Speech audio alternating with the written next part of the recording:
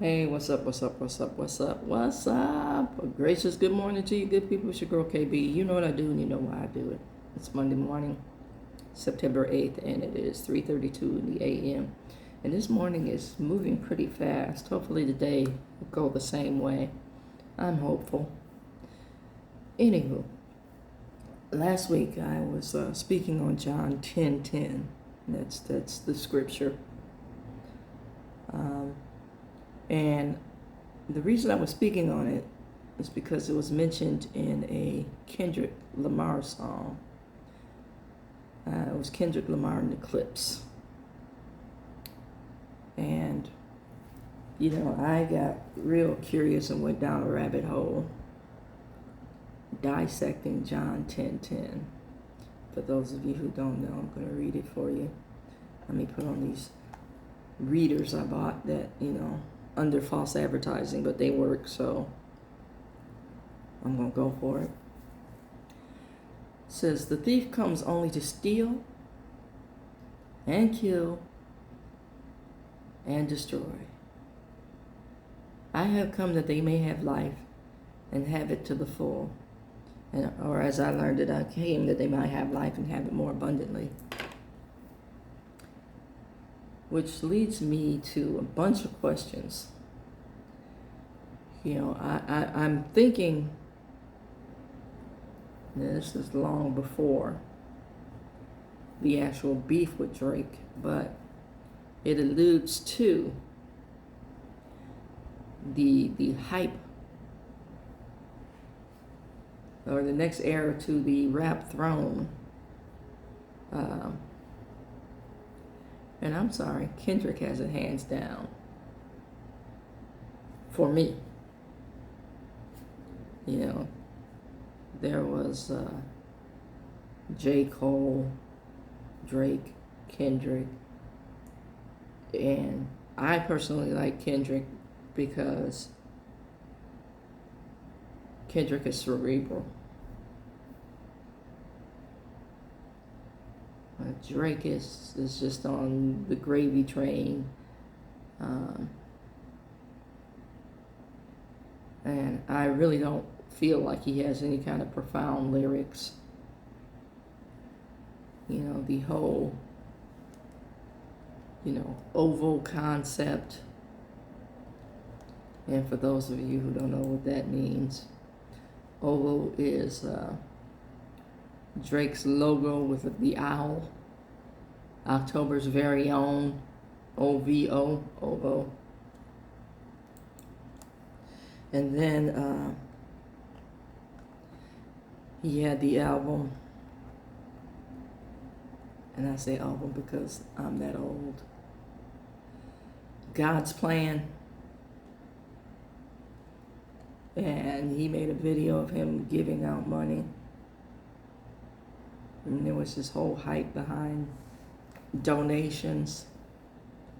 Just curious, is that still going on?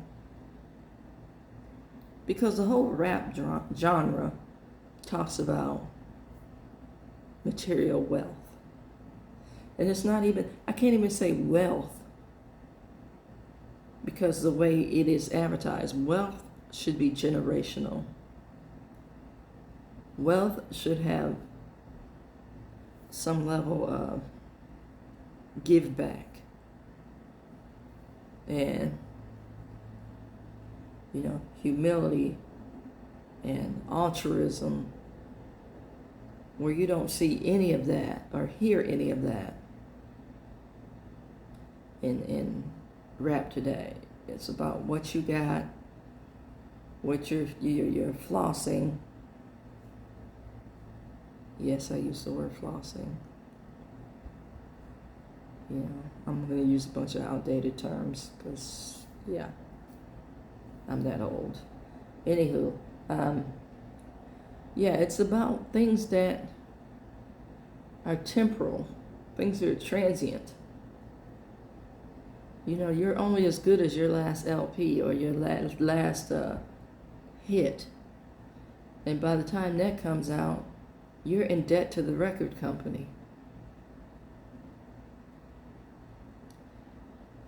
Now, I understand the concept of financing and finances, having worked, in accounting for a goodly number of years before I became a counselor. I understand the market, but does that make me fiscally responsible? Absolutely not. I often joke, which is not really a joke. Somebody steals from me, like in the way of identity theft, they're just practicing. Or if they see my credit score, they might put some money in my accounts because they feel sorry for me. See, the idea, the concept of wealth is taught. For many of us, if our parents struggle with finances, the chances are highly probable that we will struggle with finances, because that's how we learned fiscal responsibility. Whereas someone that we consider rich has a sense of entitlement, and they have no desire to struggle because they never have, because of the entitlement. So they're going to do whatever to keep their coin. Whereas we invest in things that, like I said, are temporal. Opulence is not wealth. Flashy is not wealth. And like I said a while back in a video, I remember taking a professor to task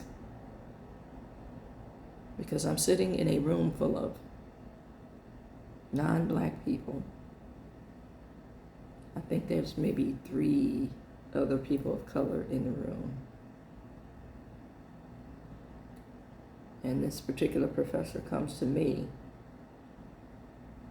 because I made it a point not to be like the other 3 people of color in the room, because I'm not from this damn cow town.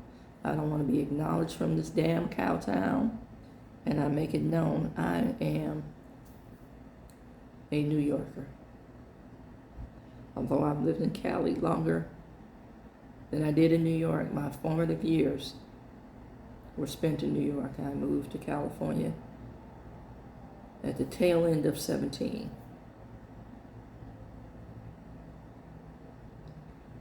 Okay, so my sensibilities, my tastes, I am acculturated New York. So this particular professor comes to me and says, have you ever heard the term, and he said this in class, the N-word rich? Now, yes, I've heard the term, but I played dumb. No. I don't know what you're talking about. But I will tell you there's no N's in my family.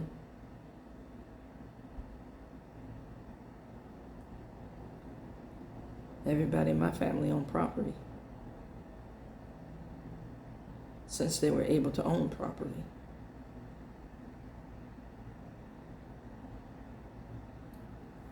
But after the class was over, I went to the podium where he was teaching from, and we had a nice exchange back and forth. Don't make reference to me in those terms, and don't ask me about those terms ever again in life. And when I use the phrase ever again in life, I mean ever again in life.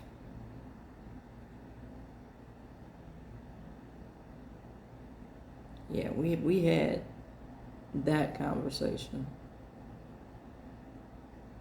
But getting back to John 10:10,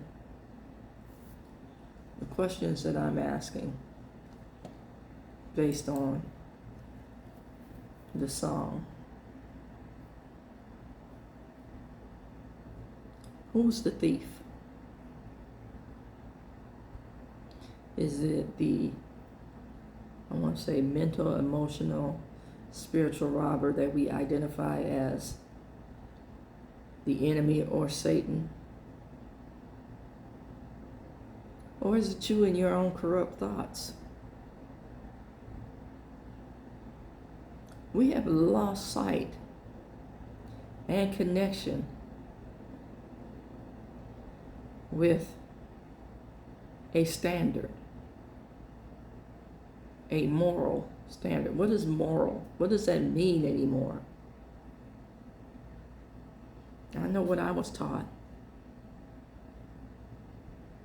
I know what my standard of measure is.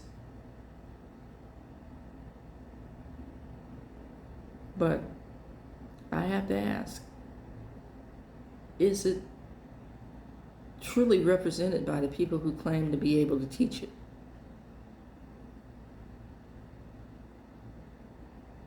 So when you hear that song and you hear mention of John 10:10, I think it's time to start asking the question, who's the teacher and who holds and maintains the standard? And how do we pass this on, given the fact that we know that we have, I won't say a corrupt nature, or we make these standards malleable to our circumstances. And that's what I mean by corrupt nature. You know, just when we get to a place where we're proclaiming what we would never do, we start doing a limbo and we go below that standard. How low can you go?